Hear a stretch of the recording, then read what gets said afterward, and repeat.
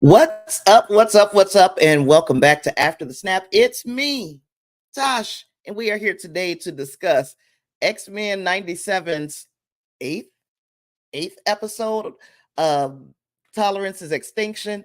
Things have continued to gain steam.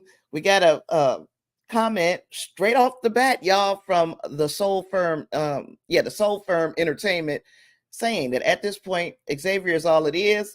It's nothing but a dream, and it is definitely dead. Prelude to Fatal Attractions Onslaught coming up. And look, y'all know I've been selling the Onslaught, but you got to get through Fatal Attractions to get to Onslaught. I've been selling the Onslaught angle. I'm hoping that is the direction that we might still find ourselves in. Whereas some wild stuff has got to be happening in these last two episodes. So while it might seem crazy to even think that we'll get this storyline, anything is possible. Everything is on the table, and I'm going to stick with what I've been saying, and that is I hope that this either ends in Onslaught or that it is setting up Onslaught. One way or the other, I think we about to see some dynamic episodes, these last two that are coming up. Let me wipe my glasses off. I don't know who I got here today. Let's see. Because I love to chat with you guys to see what you're thinking. We got two pretty good, decent episodes to talk about today because, I was having computer problems yesterday and I might not be out of the woods, but it's working today. So, we're going to talk about this, and then my next live stream is going to be about Star Trek. Lots to talk about this week. Good conversations to be had. Let me see. Hey, Justin. Everything's everything, sir. Glad you're here. Glad to see your face in the place. Wingray says, so if it sets up Onslaught, do you think they're actually going to do the pocket dimension thing? I mean, why not? Because are we talking about the Counter Earth part where that's where everybody gets sent when we think they're dead? If that's what you're asking me, why not? We're in a situation where, and I've got slides to show it, of course. We're in a situation where we are seeing subtle ties to the fact that we've got these the multiverse. We've got nexus points. There's a lot of things that were talked about in this episode that could lead us to seeing a multi-dimensional type of situation. It's always multiple timelines, but we can see multiple dimensions here. We've already seen the astral plane. Let's talk about this. Let's talk about this. I'm gonna move this, and I'm gonna add that. We got Bastion, the man with the plan, because Bastion been playing chess while everybody else been playing checkers. This latest episode of X-Men 97 has revealed the terrifying scope of Bastion's Operation Zero Tolerance.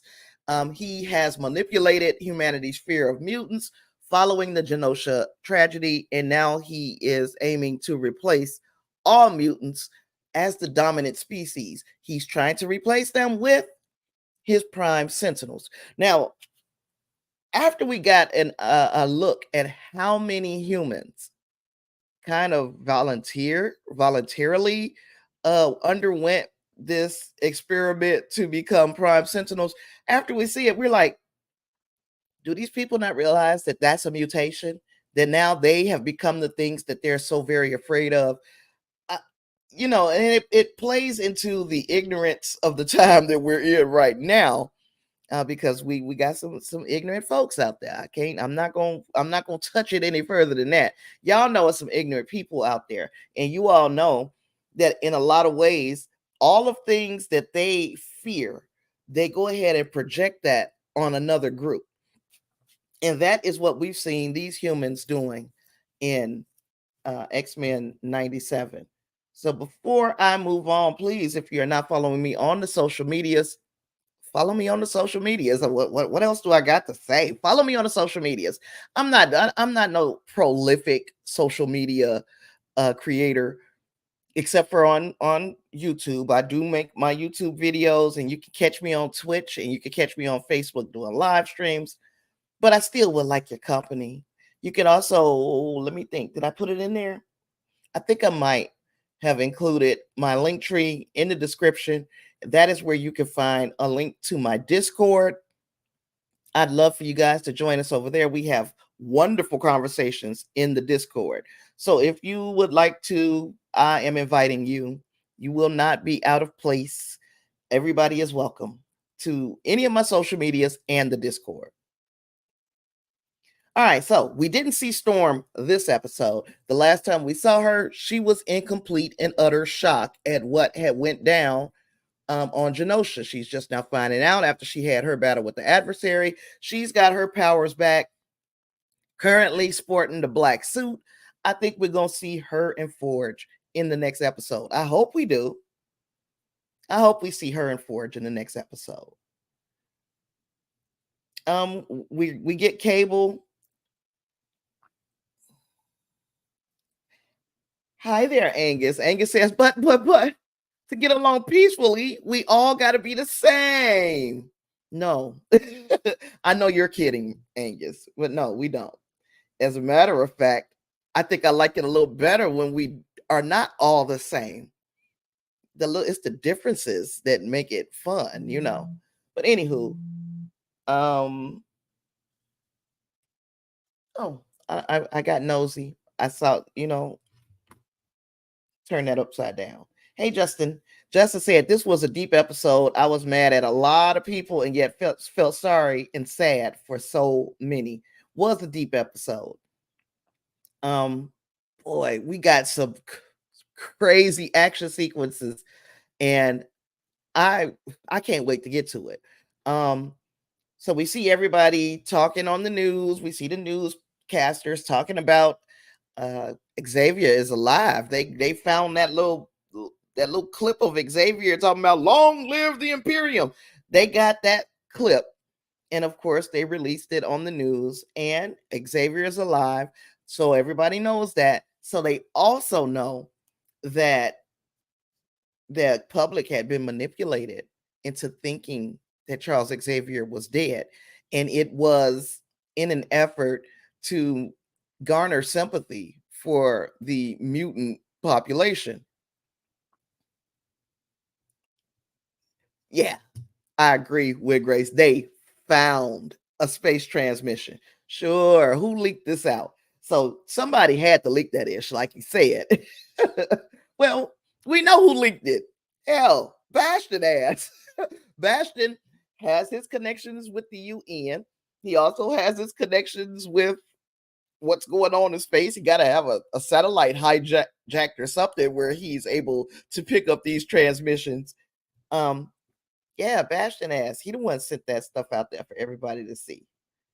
So yeah, so now we got the world is turning a back against mutant kind, even though we had just felt sorry for them. They lost their leader, and then Genosha happens, and then it's like we want to feel sorry for them, but we're afraid that if we feel sorry for them, we're telling them how big of a piece of shit we are, which it didn't change anything. You are still a piece of shit if you have these these this fear, this unfounded fear against mutants.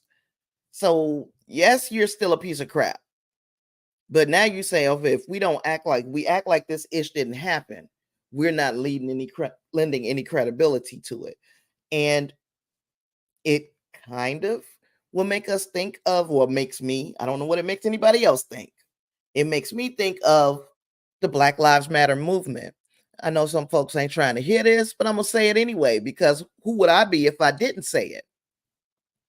It reminds me of the Black Lives Matter movement, because what the jump off for the biggest protests in the Black Lives Matter movement was the death of George Floyd. You know, other things had happened. This was something that was one thing compounding upon another. But the fact that this public execution of a Black man happened, and it was recorded and it was shared, so the world got to see the experience of a Black man against some police officers who are discompassionate. So there are some people on the I'll say on the other side of the ideology that Black Lives Matter. They're saying, well, no, he did this, and no, he did that, and no, the police were completely justified, and no, he had drugs in the system. All of these things are not offenses that would lead to somebody getting the death penalty or being killed. So the fact that we had somebody killed because of this is unfair. But there are people out there who say, or who feel like, if we say that it's unfair, then we're basically saying that white folks are pieces of crap, or that police are pieces of crap. And that's not what you're saying at all. What you're saying is that they took steps too far in this situation. That is how I feel about Mutant Lives Matter in Genosha. It's like, if we say just how effed up that was, what we did in Genosha, or what some people did in quote unquote the best interest of humankind, if we acknowledge that that was effed up, we're acknowledging that we are effed up. Let me see. Chauvin's grin while killing a man. It was, yeah, they were executing a man, and the same thing happens in the Genosha massacre. And the same thing happened in this episode, because while people were dying and all of this violence and chaos was going on, we did see Bastion rather happy that things were going as he planned. All of this is playing into Bastion's plan. Even the parts of this that he did not anticipate, those parts are playing into his plan too. So yeah, Bastion, his plan is ironclad. Did y'all notice anything familiar as we were watching this episode? We saw Cable basically giving a tutorial or slide a freaking PowerPoint presentation to the X-Men about what a absolute point is, about exactly what Bastion's plan is, and how it affects his future.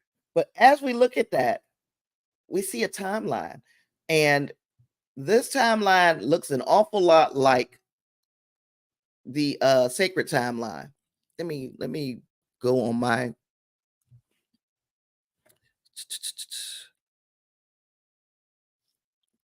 I'm trying to find where I am here. Yeah, it looks an awful lot like the sacred timeline.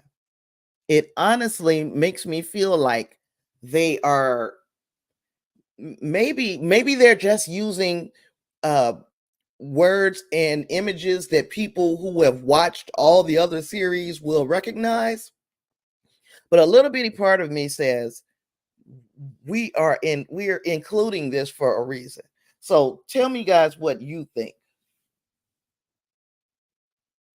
Oh, Wingray said, not only did I not see it, I saw people sharing this image and was completely dumbfounded as to why. Yeah, it's a crazy image in that that one little thing just shows us that everything's connected. Or at least that's what I think. I think everything is connected.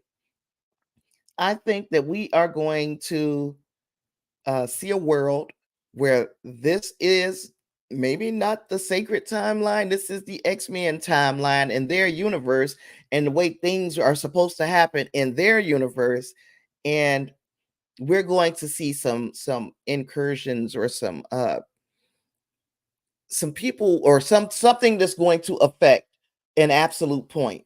And now that we know that Genosha is an absolute point because Cable explained it to us, and Wolverine was really pissed about it. Now that we know that Genosha is an absolute point, we also know that if anybody goes back in time and tries to change the future of Genosha, they will get snatched back through time, or let's just say they do. They're successful at changing the situation and what happened in Genosha. What else will they F up if they fix, quote unquote, fix Genosha? What else is gonna mess up behind that? So that's my big question. Um, we see the evolution, or yeah, the evolution of Bastion. He started off as a master mold, and we got him mixed with Nimrod, and then we got the actual organic Bastion. We also saw how he was formed in as a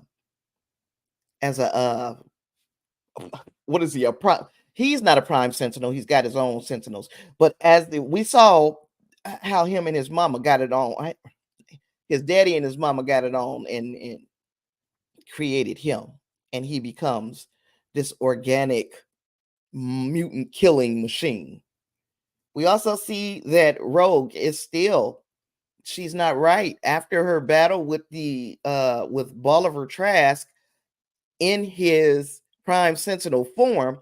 She got her ass kicked. So she was doing Billy Badass shit the entire episode. And then she even dropped Trask off the side of a building, and all of us were clutching our pearls like, Rogue. And then she commenced to getting that ass beat as soon as soon as Trask got his legs up under him. He went ahead on and put a beating on the X-Men that he faced that day.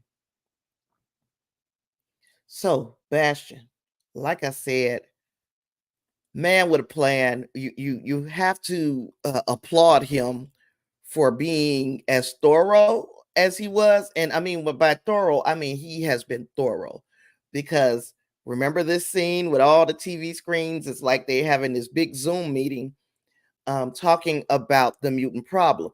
And a lot of world leaders are speaking during this Zoom call, and they're like, look, we didn't know that you was about to do that kind of horrific. We didn't know that you was about to genocide these people.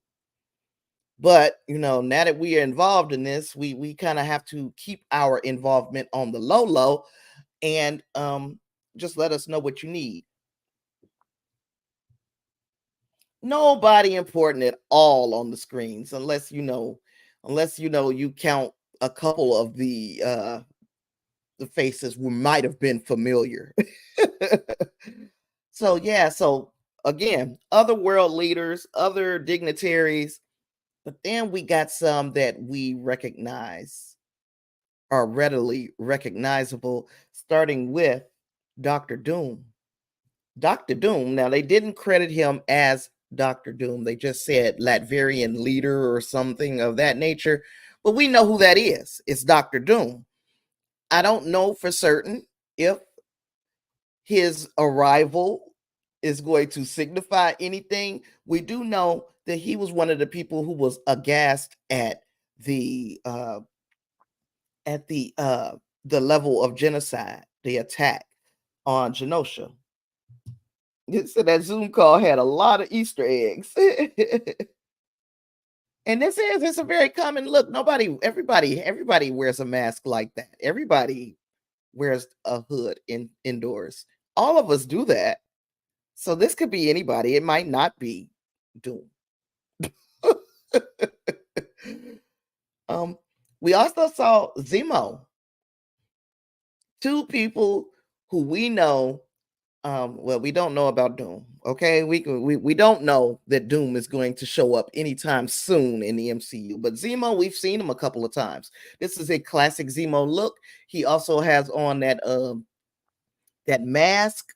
So we only saw him with the mask on for a little tiny itsy bitsy amount of time in the Falcon and the Winter Soldier, right? Did we even see him with the mask? I think we did in the Falcon and the Winter Soldier. But other than that, he's just he's just another guy.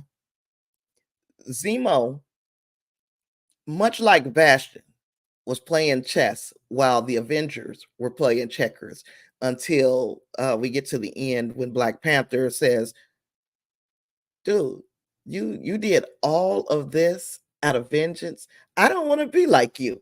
So um Zemo has already shown us how it's done. Bastion is like, hold my effing beer. I can show you better than I can tell you how to F up something for the mutants. And that's what he's done. Justice says, you're a bad person if Doom is like, nah, I'm out. Yeah, man. But is Doom Latveria's Magneto? Does he do a lot of the things that he does for his people is my question. And does that make him more of a sympathetic villain than say Bastion? Bastion is just on some BS. Let's be real. Bastion is on some BS. Is Doctor Doom on that level of BS? Obviously not. He was like, I can't sign on to this. But at the same time, we know that he feels very strongly about his people and the safety and comfort of his people. And we see Doom do an awful lot of stuff to make sure that his people are comfortable. We've also seen that be introduced as part of Zemo's character. He's doing an awful lot of things for the benefit of Sokovia. When Grace is telling me that in Falcon and the Winter Soldier, Zemo did have the mask, then he immediately took it off and lost it. It's gone. Anybody can have that mask. As a matter of fact, that might not even be Zemo. That could be whoever found that mask in Falcon and the Winter Soldier. Even though in the Falcon and the Winter Soldier, that was in like the 21st century, and this is still in the 20th century. So that mask hasn't been lost yet. Zemo, I'm going to need you to hold on to your mask. Hold on with both hands.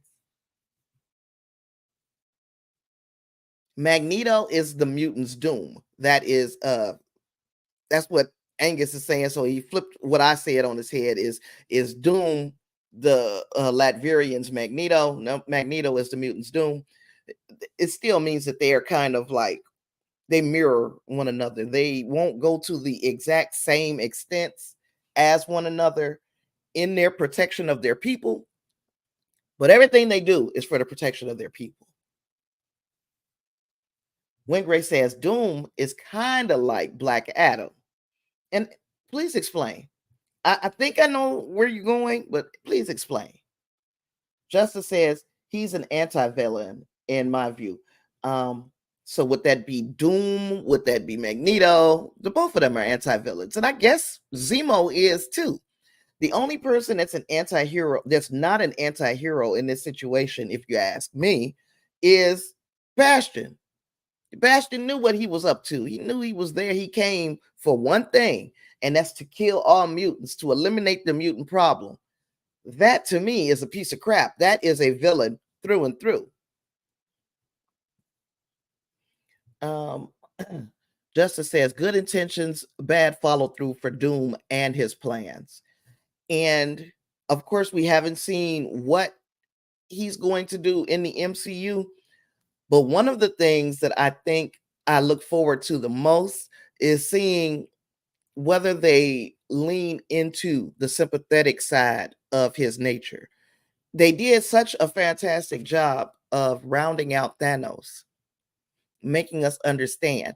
Like in Infinity War, the movie, Thanos in that movie was the hero of that movie. He was the protagonist. We were going on his hero's journey, and we saw where he was right and where he might have been able to do things differently, but he stringently followed his heart and he succeeded in his plan. They did such a good job of fleshing Thanos out and making him more of a person where you could be like, "Yeah, damn, is Thanos right?" Because in a lot of ways he was, but the way he went about it was kind of effed. It was kind of fucked up, you know. Um, you don't turn half of the population into dust. You just don't do it. It was dispassionate. Yes, he didn't choose random, right? But still, it was a bit much. Wayne Gray says, not a good person, but a champion of his corner of the world. I like that. I like that. Justice says, yes, good for his people, but others not so much. I can agree with that. So Bastion is sitting there and it's not like a regular monologuing and twirling of a mustache, but he is telling an awful lot of their business, and he's acting like that's not Magneto standing right. Or, yeah, you got Magneto hanging on this cross, but that's still Magneto. And he still hears every word that you said. I like how Magneto ain't talking shit. He's not saying nothing. He's just there taking it all in. He's been captured, and they're treating him like a specimen rather than a human being like he is. But yeah, so now we got Magneto back here um, taking in everything that's being said around him.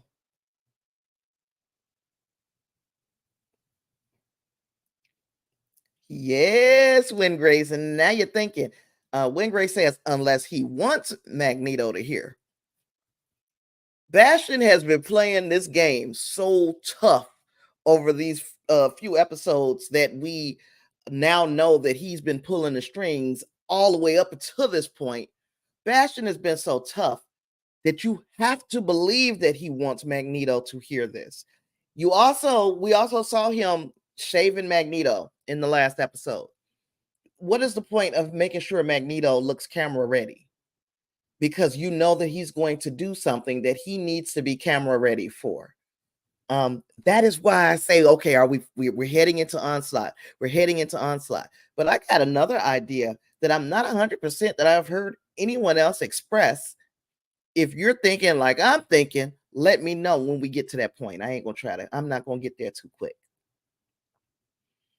So yeah, we see Bastion basically discussing how easy it was to talk humanity into volunteering to be turned into prime sentinels, because just like he said, you got one mutant and it takes 10 other humans jobs, or one mutant can replace 10 humans in some jobs. And people are looking at that like okay, the mutants are not only a threat as far as being homo superior because they have this extra gene going on, and that they have these big powers and all of this. Not only is that an issue, if you got mutants who are just trying to live on a straight and narrow and not trying to be a superhero, they still hold an edge over uh, over Homo sapiens. So now you got the question of, I mean, not only are we afraid of you for one reason, we're afraid that you are going to replace us in all ways, in every arena. And before long, humanity will be extinct and all that'll be left is mutants. So these people, because they are so afraid, they are volunteering to be a part of Sinister's experimentations. And look, Sinister is so happy. I'm like, look, I wish Sinister would just put on some regular ass clothes. Don't you got a pair of jeans and a t-shirt that you can wear? Because that little outfit looks extremely uncomfortable to wear day in and day out. And if you don't have multiple costumes, I can't imagine the smell. um, there is Long Shot's missing hair. Yep, hanging right there. Got a nice little mullet going on. Justice says, yeah, there's something up with that because Bastion had a look and it was concerning. Absolutely. Meaning Magneto. The fact that Magneto is sitting there listening to this entire plan from Bastion. That's number one. And then number two, that he got them all dolled up. I'm gonna make sure you're shaved. I want you looking good, dude.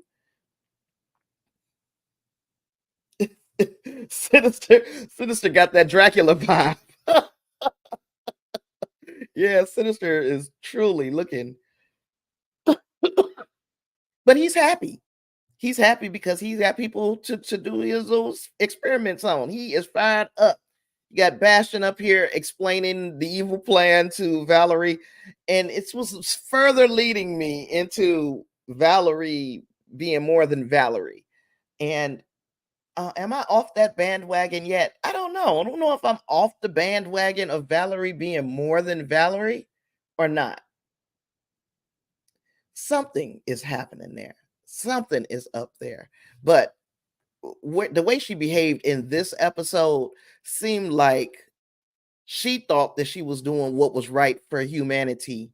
And then she finds out that Bastion is a piece of crap.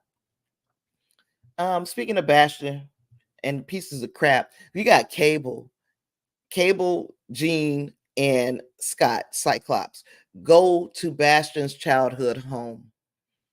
And this picture kind of broke my heart. This scene made me think of how lonely Cable must have been because he's picking up this photo of the worst person that he could even think of in human history. The worst individual in human history in his universe had a happy birthday with his mom and his dad, and he had a complete set. He grew up in a loving environment where Cable, the only thing that he's known how to do is just survive. And then you look at this picture of this monster, and he had what looks like a happy childhood. Piece of job that's just a piece of garbage. Piece of garbage. Then you see this picture again. We oops, sorry about that. We saw, was it this picture that Bastion was drawing that picture in one of the episodes when Jean went into her mind and saw Bastion, she saw him drawing this picture of the X Mansion. Just to say, yeah, that is sad. It is sad that Cable. You look at this picture, a still image of Bastion and his parents blowing out the candles on a birthday cake, looking happy, and he has to live with the fact that he's never experienced that with his parents. He's never been in a situation. And you remember when I was saying that I wonder if Bishop is going to raise Cable, or I wonder if Forge is going to raise Cable. Then we find out that Cable and Bishop got separated in the time stream, which means that Cable showed up wherever he showed up by himself. Lil Nathan Summers did not have anybody in the world that he arrived in. And that is heartbreaking, especially again when we think about the fact that Bastion had a normal childhood. Well, it looked normal from the outside. Um, you can see that the master mode, Nimrod, whatever you want to call him, was still just hanging over his parents' experience with one another. It looks like they are about to, you know, and make them a little bastion. And in the meantime, Master Mode has been hanging out in the background, like, yeah, get her pregnant. Yeah. Yeah. So that he can have a fresh body to inhabit. And he got that. I got a lot of slides today, y'all, because this was a fantastic episode. Shoot. And yeah, I said that Bastion had a normal childhood, and it was relatively normal, but he kept having these damn headaches and picturing freaking robot sentinels attacking humanity, and he couldn't for the life of him wonder or understand why until he figured it out. Oh, that's me. That's my whole purpose in life. And we see some later art from Sebastian after he, I'm sure, started to embrace what his what his purpose was, his glorious purpose, and how freaking horrified Scott, Jean, and Cable must have been looking at this. They like, oh shit, he's known damn near his whole life what he was. Mind you, I haven't even discussed the fact that we met Bastion's mama, the older version of his mama. She let them in. She was going to get tea for Jean, Scott, and Cable. But then she came out doing some shit like this. And I'm like, what is she doing? Girl, are you about to do a back bend? I couldn't understand what exactly she was doing. She got the doing the matrix on their ass. I don't know. I was still trying to figure it out. And then we see her do this shit. Oh Lord have mercy. Did they have to make it so scary? They made the humans that are transforming into these sentinels. It was like it has horror beats. And if you guys know me, like I know a lot, I say a lot. I enjoy these subtle genre changes because this went from um looking for a clue to now we got to battle what appears to be zombies, and they are prime sentinels, but I am likening it to a zombie movie and how many people changed and how quickly they did so. um Julian says, I felt bad for Cable, but there was 2 seconds I felt bad for Bastion also because he was kind of used also, but he got to go. Yeah, he Sebastian is. Did I ever feel sorry for him? I don't know if I did, and it's only because I think that I've already wrapped my mind around who Bastion is. Um, if I would have met this child version of Bastion first and we got to know him and then we saw this change, I might feel different. But right now, I'm like, I don't have nothing. I got nothing for you, Bastion. I got nothing for you. Um, Justice said, yeah, that was creepy with the mom. It was like demon stuff. It sure was. It did look like a demonic possession. Wingray says she wasn't all that nice back in the 60s. So she wasn't nice back in the 60s. She sure the hell ain't nice in the 90s, in 1997. We also saw Roberto's butler, and I didn't talk about Roberto in Jubilee, but I will in just a second because they went shopping, and we also saw the butler change into a prime sentinel. So everybody was starting to just go complete monster, complete. What is it? What movie is it that I'm thinking of? 28 Days Later type ish. And Wingray says, and for some reason, this scene reminded me of Harry Potter when the old lady turned out to be a snake. I still have yet to watch Harry Potter. Don't talk about me. I've never watched Harry Potter. Um, Then you start just seeing people switch up. People started changing. People started changing to the Prime Sentinel form. And this was creepy to me because there were like a sequence of pictures where I get the screen caps from in places called Cap That or something like that. If you're looking for screen caps for X-Men 97, Cap That is where you can go. But anywho, there were a series of photos, and then we landed. This was the last one of this family. And in the first few photos, everybody in the pictures was happy and human. And then the parents started changing, and you started to see the expressions on the children's face change. They have fear, it looks like.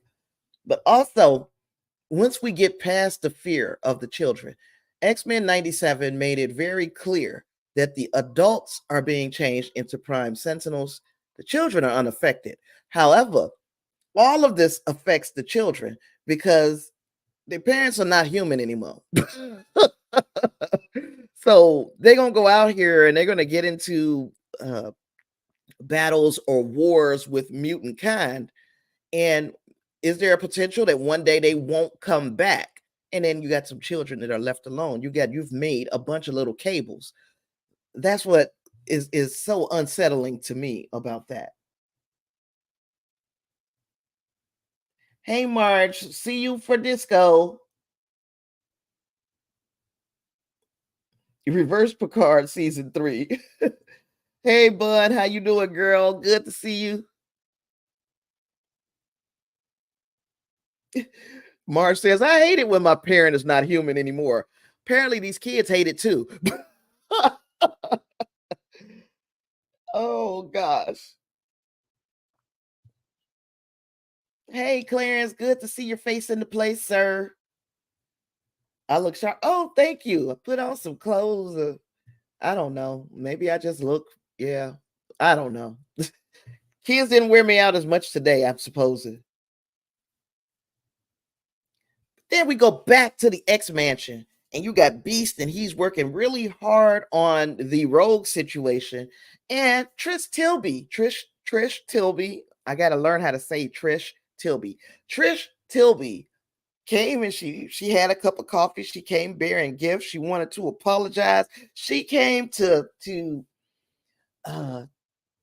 throw out an olive branch to Beast after they had their words over in Genosha. Well, that was until she decided she wanted to turn into a Prime Sentinel as well. She is transformed and she whooped ass inside of the X Mansion. Human parents are overrated. Yes, indeed. And Justice said he didn't expect this part. I didn't expect it either. I thought Trish was going to be okay. I thought Trish and Beast, they were going to have a happy relationship. And then she turned into this. She done turned into this thing. So yeah, she got. But then we gotta go back to Bash's house. We gotta go back over there because Mama got them super slippers on. You see her house shoes glowing and shit. I was like, oh shoot, Mama's a super slipper. She's not a super saiyan. She's a super slipper. But yeah, she came through and she came through fighting. But yes, and you look to the skies and you see all of these people. Wherever a mutant is located, you see all of these Prime Sentinels floating to their general area and preparing to do battle with these mutants. Look at how crazy these people look. And their shoes glowing too. Gotta be the shoes. Gotta be the shoes. Then the X Mansion just got set ablaze, baby. And when it was set on fire, all the pictures started burning. And we got this really good close up look of Xavier on fire because this moment was the true death of Xavier's dream. The dream is over. The dream is dead. As I got to remember the name, the Soul Firm Entertainment. As the Soul Firm Entertainment said earlier today, It's over. It's a wrap. The dream is dead. Now we we have to see how many people basically still kind of believe in Xavier's vision, and so how many people are going to be like, I don't care about his vision anymore, because how many people had to die, how many people had to get hurt in order to uphold this vision. This would be and of course it's almost like we don't know for certain whether or not or how this thing is going to go. Now we pretty much got an idea of how things are going to go, but we don't know how things are going to go, and whether or not we can say this part of what I'm about to say with a surety. But it kind of makes me think that this is a thought experiment on whether or not, or what would have happened if Martin Luther King's dream had failed. And you know, you can make these types of comparisons all through the series. If Magneto, we heard it a million times. What would happen if Magneto was right? What would happen if Malcolm X were right? This is that type of thought experiment. What would happen if Malcolm X were right? This is what would happen. We have Xavier, quote unquote, Martin Luther King. His dream is dead. You got Magneto. For whatever reason, his captors didn't kill him, let him sit around and listen to their super secret plans, and then left him with somebody who might have some type of sympathy for him. So it seems like everything is playing out exactly the way Bastion wants it to. Justice says he still has hope for the dream, and we want to keep hope alive, but I don't know how you can be hopeful if this were a real situation, because we know this is a cartoon and these are fictional characters, so there's nobody is really hurt. But if they were, how many people is too many before you have to go a different direction with your fighting for your rights, basically? But this picture, man, I should have used it for the thumbnail, and I should have just said Death of a Dream, because that is a dope picture. Speaking of dope,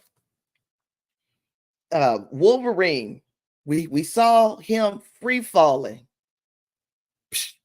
He did his whole snick freaking blades come out, and as he's free falling in the sky, he is freaking snatching down sentinels, and you are like seeing him stab and cut in his body parts. The minute these people turned into sentinels and they were no longer what you could consider humans, they are robots, Wolverine was like, well, now I can take the gloves off and you can see me literally slice people to pieces, because they're no longer people. They're not human anymore, as Marge said. I hate it when my parent is not a human anymore. They're not a human anymore. So I'm going to cut you to pieces. And that is what we saw.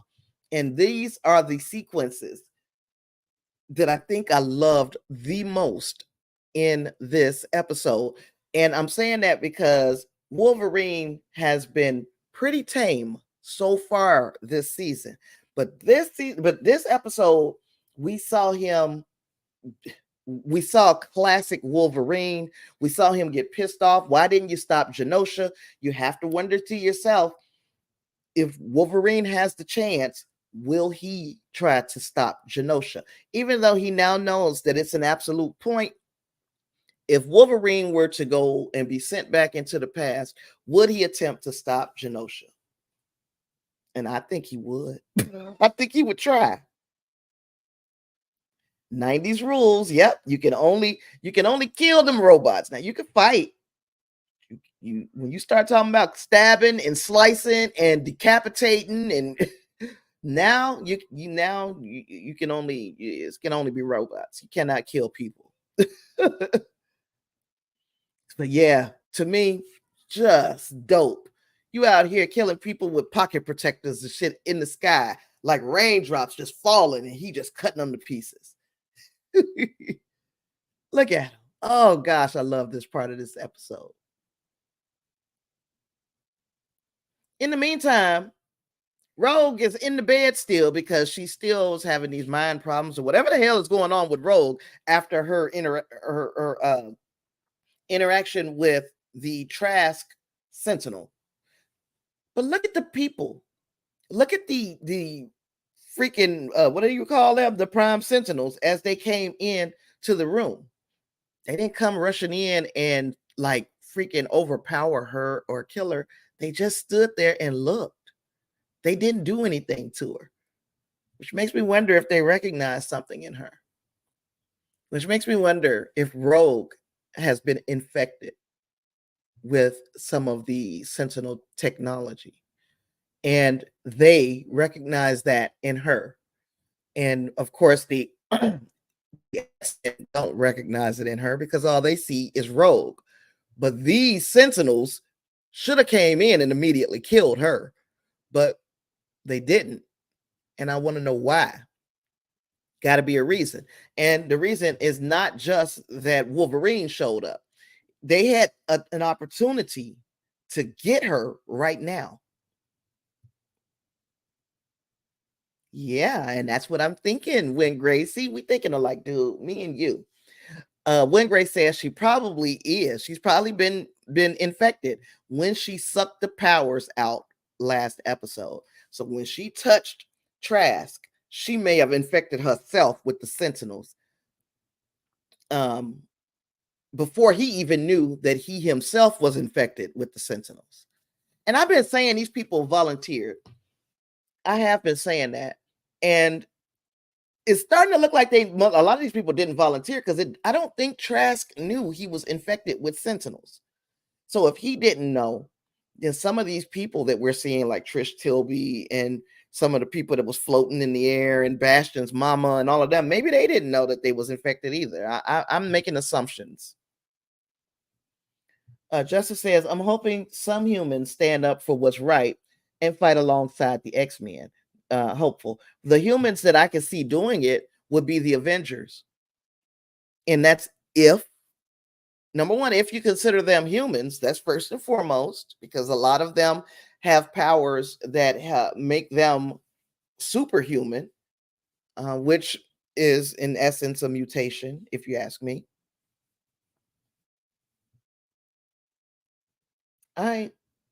You think some were being used. So some of the people were being used, and you think that others volunteered. Hey there, David. Good to see your face in the place. Hey there. Meaning the zombies. Got you. I followed you. I'm picking up what you're putting down. Now we about to get into a set of screen caps that, man, I think I was in love. I think I fell in love. But I gotta find it over here. Let me find it over here, because yeah, I fell in love with these screen caps. So we had Wolverine show up, and he told them that snick, I got 6 reasons that you can't do such and such. Whatever he said, because he had his calls out. So he had 6 reasons why they wasn't gonna be able to do whatever it is they was gonna try to do. And then Nightcrawler said 9. Oh, we had some great, fantastic Nightcrawler moments in this episode. Wingray says, I don't think any of them knew they would become brainless brutes. I think they probably volunteered for a generic support humans first type of thing without any real idea, basically, how things were going to get bad. Things really went bad. So yeah, maybe they didn't know what they were going to turn into, but they knew that they were going to turn into something. They wanted to make humanity great again, and Then when you make humanity great again by not becoming human anymore, you realize, oh, that might have been a mistake. Thank you, David. Angus says cosmic rays altering your DNA to give you superpowers is not at all like a yeah. It's nothing, it's not the same, not at all. You guys know, like I know, that people will do a lot of things just to be on the other side of this argument. But man, I got to go back to Nightcrawler. We got some fantastic, another thumbnail worthy photo is coming. I want you to tell me if you know which one that I wanted to use for a thumbnail.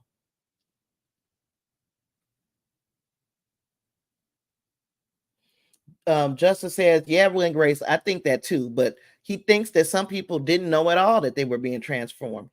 And there is more to this. So Justin is saying there's more to it. Wag the dog got a new avatar and it is a uterus. What the hell is that? You have to tell me what that is, Wag the dog. I didn't know you had an old Abby. The hell is that? Wingray says, I love how they still managed to keep the weird shadowing on Nightcrawler's face in this new style. Yes. And he said they pray in hands. I said a uterus. Yes, they are praying hands. They just you're holding them down. I see what you're doing. Okay, Wag the dog. I'm not gonna ask you about uteruses and fallopian tubes and shit no more. It looked like a fucking uterus with some fallopian tubes coming out the side. It looked like an entire woman's reproduction system. I'm gonna ask you to rethink your avatar. If you like it though, I love it. If you like it, I love it.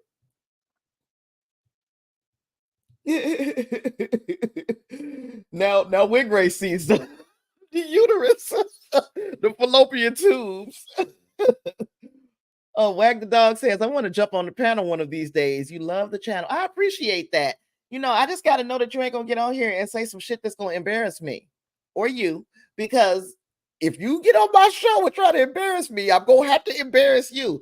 Now, if you just a fan of X-Men 97, I'd love to pick your brain. You can just let me know. Let me know when you want to come on. That's what I'm here for. I invite people all the time. Folks don't like coming on. They don't like being on camera, but I'm like, shit. If I can sit my old ass on camera, anybody can. Anywho, I appreciate you, Wag the dog. I appreciate you supporting the live streams, watching it whenever you get an opportunity, and I appreciate it. I appreciate you for being here today. So thank you. I wasn't trying to shit on your avatar. Nightcrawler and swords, always awesome. Man, wait till you get to this. I gotta show you. So the little ugly old lady with the business suit on, she decides, and I called that lady ugly, and that wasn't fair, was it? I shouldn't call people ugly. That wasn't nice.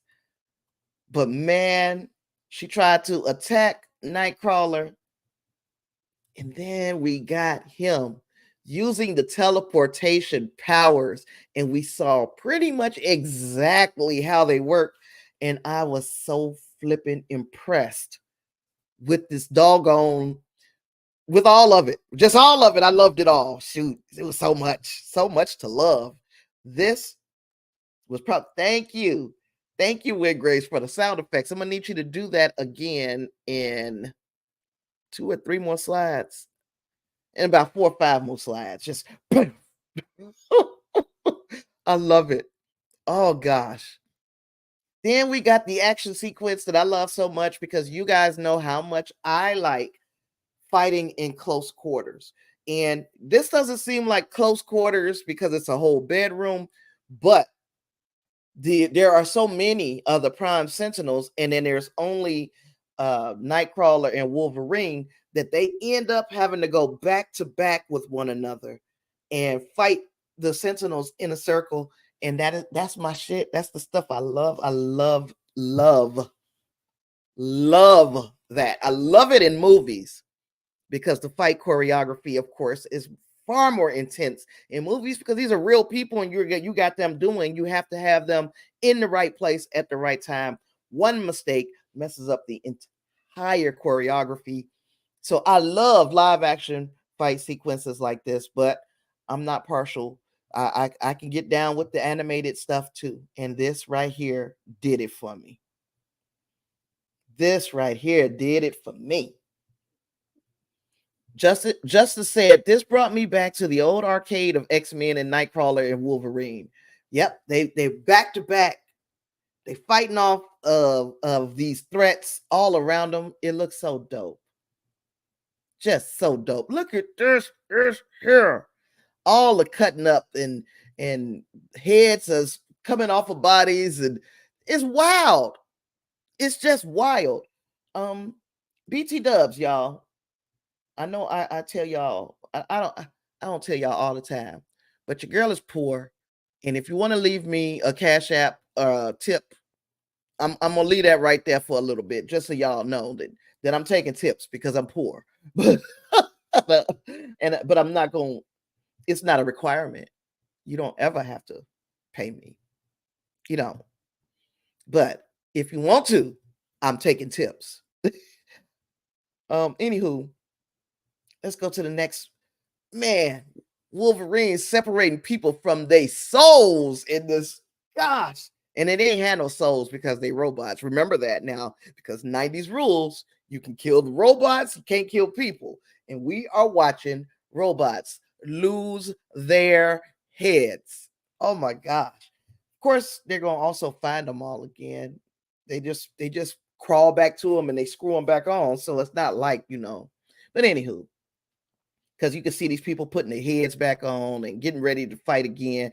You got Nightcrawler way back in the distance. He is squaring up. He's preparing. It almost makes me think of Cap in Avengers Endgame when he faced off against Thanos' entire army. My fucking favorite part of that movie, when he's like pulling his to set his arm, pulled the shield tight because his arm was broke. So to set that, pull the shield tight, and he squared up. And then you hear on your left, we didn't get that kind of moment here. Oh, Berserker Rage moment. Yes. They went nuts. They went absolutely nuts. But the Sentinels just kept coming. They just kept coming. Let me make sure I'm covering everything that I had in my notes though, because I didn't just went past the notes.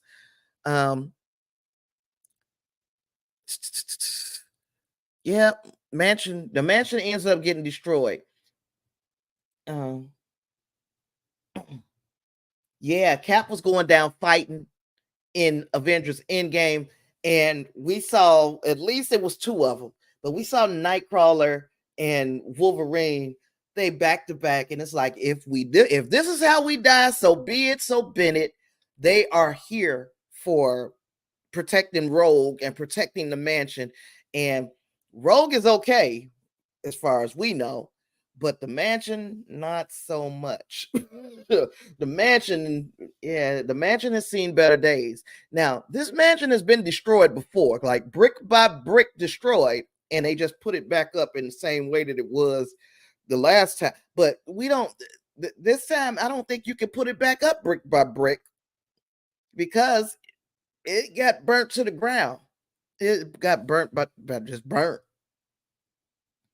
But yeah, I was so excited to see this fight, and I know that I keep saying that this was like my favorite part. You could tell it was my favorite part because this is where I pulled the most screen caps from that sequence in that bedroom. That fight looks so dope. I just continuously want to watch it over and over. But even if I can't watch it over and over, I can go back and just look at the screen caps and be like, God, this is so dope. It's so dope. Look at this ish. Just look at it. And Rogue just laying in the bed. Rogue just laying in the bed. There it is. When Grace, where's it at? Where's my word at? Hopefully you're still here that you can say it for me. This was so dope. This should have been my thumbnail. This is the one right here where I'm like, I should have made this the thumbnail. Bam. I don't know how to say it. I know it when I hear it, but I don't know how to say it. But thank you. There it is. Oh, did I tell y'all Sunspot finally used his powers? Yay. We see him use it. Yay. So he and Jubilee were going to his mama's party. His mama is like, she's still on this. We need to keep this mutant thing quiet, blah, blah, blah. And she talked about the X-Men in such a way that was not flattering. And Jubilee was like, okay, well, now I'm about to have him go and spend all your money on me. Now, his mama didn't react to that, but what she did a little bit later, it was like, okay, that's payback. You spent my money, but payback is I'm gonna let these Prime Sentinels put the collar on your neck and send you off to the slaughterhouse. So it's a matter to me. It's a matter of what's gonna happen with Jubilee and Sunspot after the party. After the party, y'all know that song. Let's go somewhere and finish what we started. But anywho, they went to the party. The Sentinels showed up and said, "Oh no. We're not here to hurt mutants. We're here to help mutants." And Roberto's mama was like, "Oh, okay, well take them." Because she trusts the government for whatever reason. But anyway, we got some more Sentinels. They coming flying in, fucking flames coming off their shoes. Then you got Cable, Scott, and Jean after shenanigans and hijinks where they destroy the Blackbird. Scott pulls out his Porsche that say Slim on the back, which, wow, I didn't know. Call me crazy. I know some of y'all knew. I didn't know his nickname was freaking Slim. Yep, just a family outing. My mama's twin / my stepmama, my daddy, who I really don't know, and me. And I'm probably about 15 to 20 years older than my daddy. Oh gosh. So yeah, there they are. And Jean acted like a real stepmama, like, put your seatbelt on, baby. Gosh. But yeah. So yeah, they are feeling the attack of these doggone. You see these doggone Prime Sentinels coming for them. They all floating in the air, looking all scary. We got Prime Sentinels everywhere. And you got Bastion standing outside the X Mansion, just watching it burn, just watching it just burn to the ground, basically. Yeah.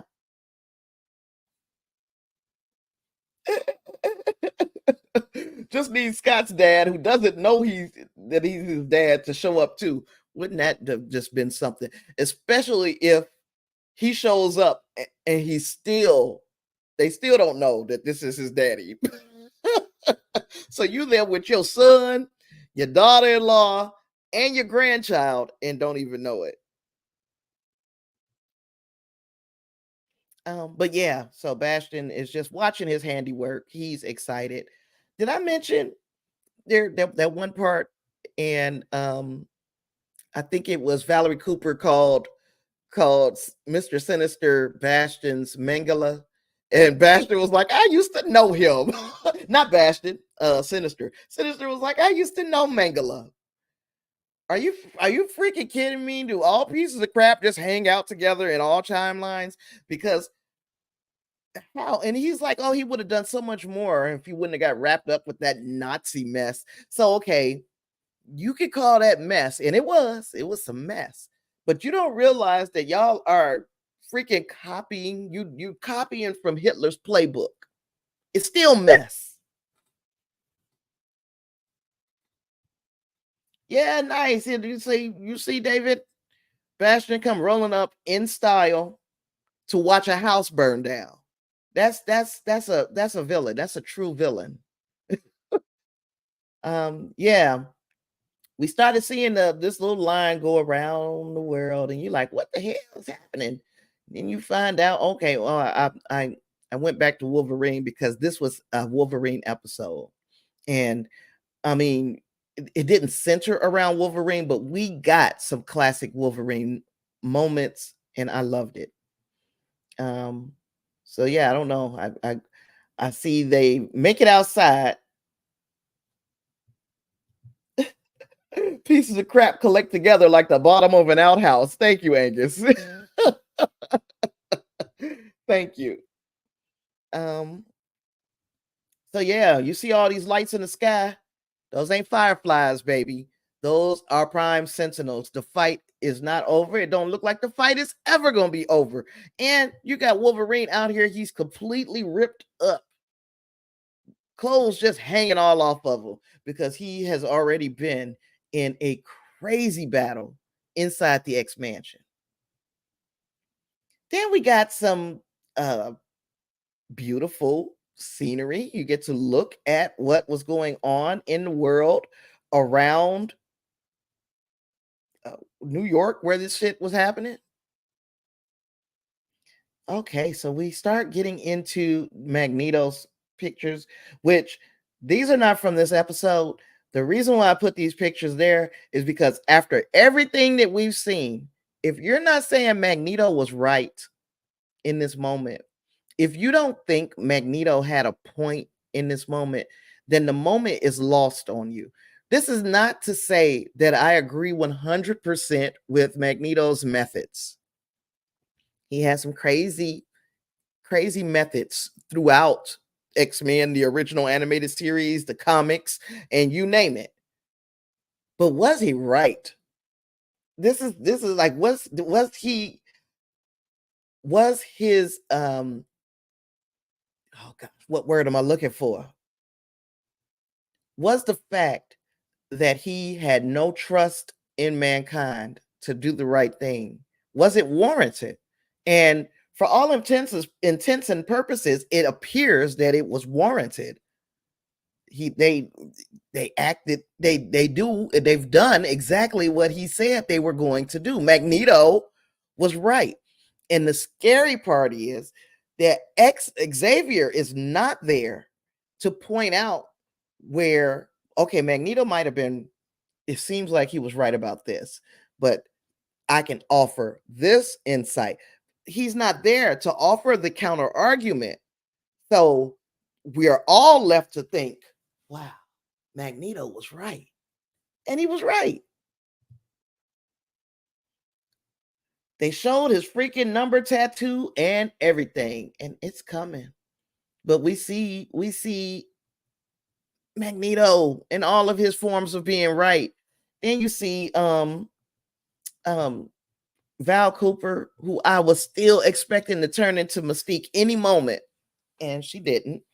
But you see Val and Sinister, and again, Sinister still in his little outfit, still out here menacing. But he's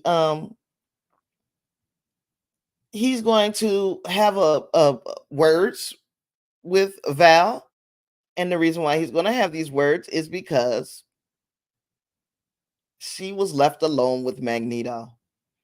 Now, Magneto is not being charismatic. He is not using his gift of gab to get Val on his side. He's not saying shit. He's just hanging there on his cross, basically feeling defeated. He can't get off. And let me tell you, Magneto is bodied up. They got him hanging on this cross with his underwear on. And for an old dude, I almost can understand. I can almost understand Rogue. This is a cartoon character, Tasha. It's a cartoon character. Oh gosh, that feels like a dad joke coming. Magneto has a point, and he always did. I agree. He's got a point. Wingray says, Magneto must be buff like that from lifting all that iron. Oh, where's the drum roll? Boom, boom. Okay, so she's apologizing and being all apologetic about why he's hanging there. And then we started noticing that number. And I'm like, what the fuck? What is that? What's that? Is that somebody's phone number? And then we realized that is on his forearm. That is the number that was tattooed on him during the Holocaust. He's already been through this. He's already been through it before. And he's in this position all over again. And oh my God, I know all he's thinking about is I can't wait to get loosed. And then those freaking cuffs came off because, Val is pushing the cuff button. And Magneto gets out. Sinister now is holding Val hostage. And we're back at the party, y'all. This is after Roberto's mama turns heel when she had already been a heel, but she really did a real heel turn. And she turned them kids over to the Prime Sentinels because, again, she trusts the government. They say they gonna help these kids. Ain't no helping these kids. Ain't no helping them. The way that they feel like they're going to help the children is by either enslaving them or killing them. And his mama turned her baby over to these monsters. Look how they look. Would you turn your child over to them? Look at them. Look at them. If my 30-year-old son was like, Mama, I'm about to go ride to the gas station with them, and I look out there and see that, he's not going. I'm not letting my kid get in the car with that. But not only did she let her children go, or her child go with these things, she allowed them to put the freaking inhibitor color to take away his powers any way that he would have been able to defend himself if things went left. And things are going to go left. They are. Here we go. Here's Magneto doing his thing, going up to the pole. He's about to draw all the electromagnetism that the earth can offer, and he is about to send out a pulse that's going to shut down everything that depends on anything electric. Magneto just shuts it down. Nuclear power plants, pacemakers, hospitals, cars, vehicles, airplanes, trains, boats. Shit, the world is about to stand still. I don't know if this has any effect on the Prime Sentinels. Somebody let me know in the comments. Does this electromagnetic pulse have an effect on those Prime Sentinels? Because just like everybody said, Magneto just declared war on humanity by doing this. So many people who were not involved at all in the persecution of mutant kind are going to pay a price because of what Magneto did. And Magneto did this because his back was up against a wall. I'd still empathize with Magneto in this situation.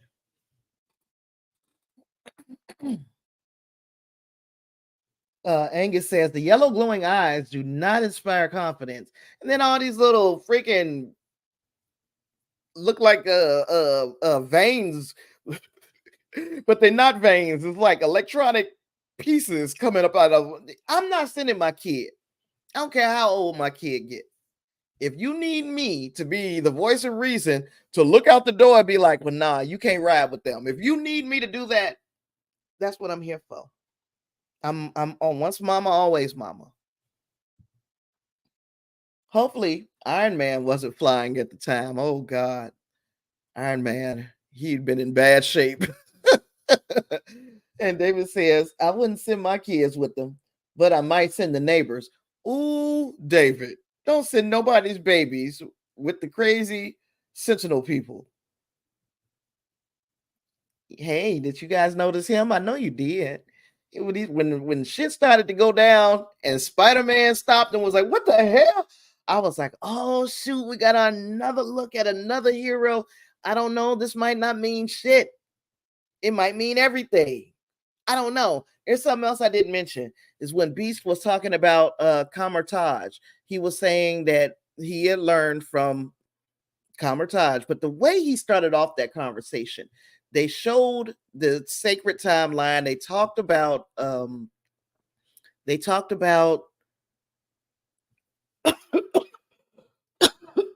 I'm so sorry. They showed the sacred timeline. They talked about absolute points that could not be changed. We had learned about absolute points in What If. We've also seen Nexus points. We saw canon events in Spider-Verse. There is a lot of different ways of saying the exact same thing. So we saw that. But as Beast was explaining about the sorcerers at Kamertaj, the first word he said was strange.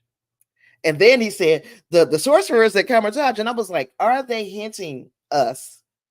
Are they pointing to Doctor Strange? Are they telling us that Captain America, Spider-Man, and Doctor Strange are all going to be part of assisting the X-Men in the next 2 episodes? We don't know. We don't know, but I thought it was worth mentioning that he did say strange before he went into talking about what the sorcerers taught him. Justin says, I see Magneto's point, but there is always innocence on both sides of war. And it depends on how you look at the collateral damage type of thinking. It's like, okay, yeah, you could look at it like, people are collateral damage. These people didn't ask to be in part of this war at all, so they should not lose their lives for a fight that they didn't want to fight. It's easy for me to say that when right now I'm not being persecuted the way that these quote unquote the mutants or in the past other marginalized groups. We talk about current marginalized groups that are being persecuted, and it's easy for me to say, oh well, why did you have to throw so many rocks? And somebody innocent was going to get hit if you threw so many rocks. Well, it's a lot of rocks coming at them, and they cannot tell who is throwing the rocks and who is throwing the rocks then hiding their hand. So yeah. When Grace says the creators came out and confirmed that this is the same Spider-Man from old animated series, but the voice actor from that tweeted that he has not yet been contacted for a return. So we will not hear probably a voice of Spider-Man or X-Men or the X-Men or whomever else. But we do know that these two universes are one and the same. Got you.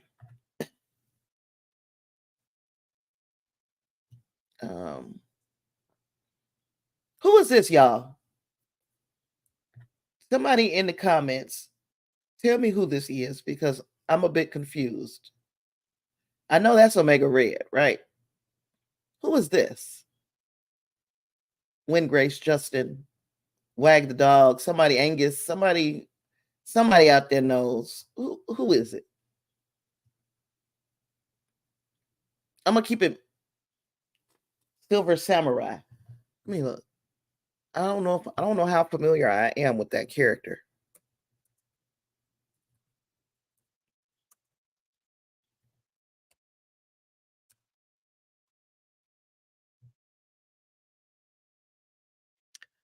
Silver Samurai is a Marvel Comics supervillain and former crime lord who first appeared in Daredevil number 111 in 1964.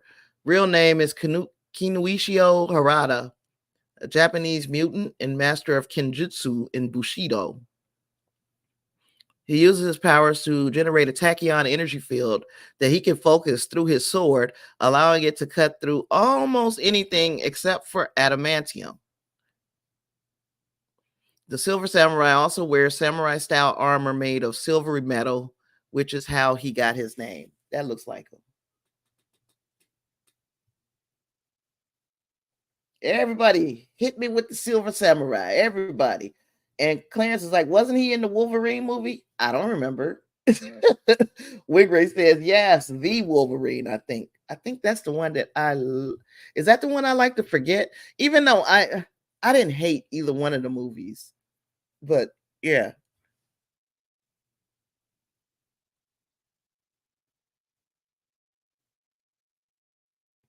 So yeah, the Wolverine. Okay, Silver Samurai, Omega Red, Professor X, because we saw Professor X come pulling up all extra late, dressed up in his driving clothes. He then came back to Earth. Now that everything is fucking on fire, he's returned and he is sending out a telepathic message to the X-Men. And what do you think he said? He said, to me, my X-Men. And they all are like, huh? He's back.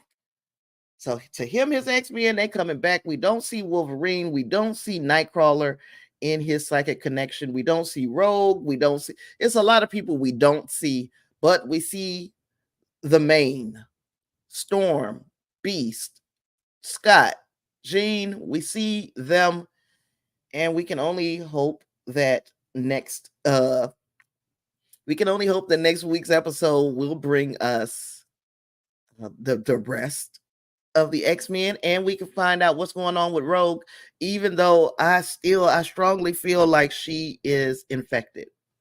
I really feel like it, but we're gonna see. So the Wolverine was great. Yep, great movie. X-Men Origin Wolverine is the stinker, and quite frankly, it wasn't the best movie, but I didn't hate it. Wigray says, and Charles only contacted the smart ones. He's like, okay. Do I need prayer? If I need prayer, I'll contact Nightcrawler. Do I just need blind rage? Then I'll contact Wolverine. For the smart shit, for the people who got some kind of control over their emotions and their feelings, yeah, I think I might need to contact the others. And he's gotten them.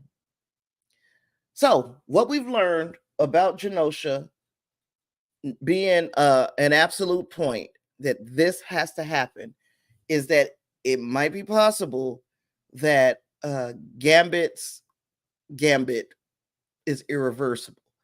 Now, just because, and this is a question, this is not me like teaching or lecturing. I got a question, so I'm gonna look for y'all to give me an answer. Is it possible to go back and affect a nexus point or an absolute point without stopping it? So again, would it be possible to stop the Sentinel from killing Gambit, but the attack on Genosha still happened? Because then that would be a way to bring Gambit back. That would be a way to bring Gambit back, but still leave Genosha as that thing actually happened. And would we want them to bring Gambit back? Now, the second part of the question I can answer. I think it would be too soon. I do want to see Gambit return. I do want to see Gambit back with the X-Men. I don't think that it is smart to do it so quickly. And this is not to say that they even have any plans to do it quickly. But they do have plans, of course, for the character of Gambit. They ain't gonna just let him just be dead. But do we think that we're going to see him show up as a villain before we'll see him back in the fold as a hero? Yeah, the end was bad. The end was of Origins. It was like we ran out of runway, y'all. So let's just hurry up and end this freaking movie. Don't the X-Men have another secret headquarters? They got something outside of X Mansion. I can't remember. When Grace says Gambit can be brought back as the horseman for Apocalypse and then be converted back and have to deal with the trauma. And to me, that works because one thing's for sure is that we need to have these characters deal with the repercussions of some of the things that they have been put in, have been put on them. And we saw perfect examples of that this season. We saw Scott Summers wrestling with the idea of sending his only child with the clone of his wife into the future alone. We saw Storm dealing with the loss of her powers, and then in the ways that she got her powers back, we saw emotionality out of Storm. Of course, Jean and Madeline Pryor, that situation created some trauma and some things that needed to be worked through, some things that still need to be worked through. There are a lot of learning moments like this throughout this season. Angus says Genosha is doomed, but Gambit is too popular to leave dead. Jonathan, why do I keep doing that? Every time I see your name, Justin, I'm calling you something else, even though I know this is Justin. Gambit will be back next season. He's going to be a horseman. We're going to find out where they're going to regroup. They're going to put their minds together and end up somewhere to get together to talk. So, we remember Gambit like this, and the question is really a big question is whether or not we're going to, and I'm gonna have to end kind of soon because it's after 5 and I got to go on at 5:30 for the other one. We see, the fallout. Rogue right now, she went completely apeshit after the death of Gambit, and now she's in a bad way. Gambit is still gone. And, if this is the way that we're going to have to remember Gambit this season, so be it. So Bennett.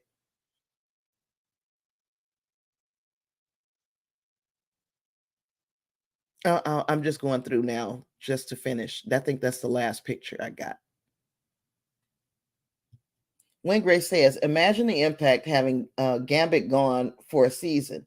All the stuff our team overcomes, and then they go out for a battle and see evil Gambit, and Rogue just crumbles. Yeah, I can't imagine what that's going to put her through. And I can't imagine what her relationship with Magneto is about to be if she's been infected with these nanobots or whatever they were.